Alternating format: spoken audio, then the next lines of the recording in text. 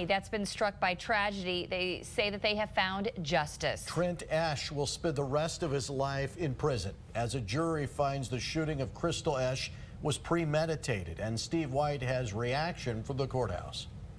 The family of Crystal Esch says it's a verdict that brings justice.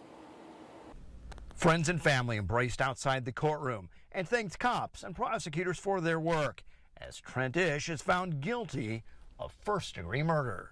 Guilty of murder in the first degree. The Broken Bow man's guilt was never in question as he admits to firing the fatal shots. Sir, you pointed that gun and you shot her. Isn't that correct? Yes. And you shot her again. Yes. And again. Yes. And again. The issue was whether or not it was premeditated. The defense at Esch snapped, set off by a comment from his stepmother. The family had a rocky relationship. Just harassing us. Harassing does not have to be physical. It's harassing.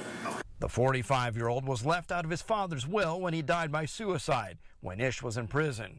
He said he wanted to come back to the family land to raise cattle and said he went to talk to Chris Esch. He says there was a conversation. If there was, it was brief.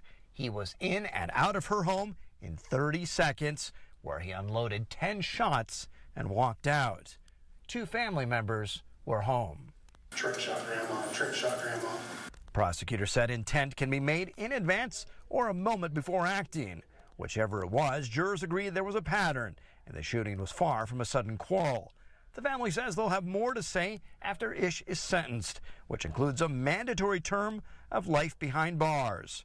For now, they're honoring Chris Esch, a woman they say will be remembered long after this.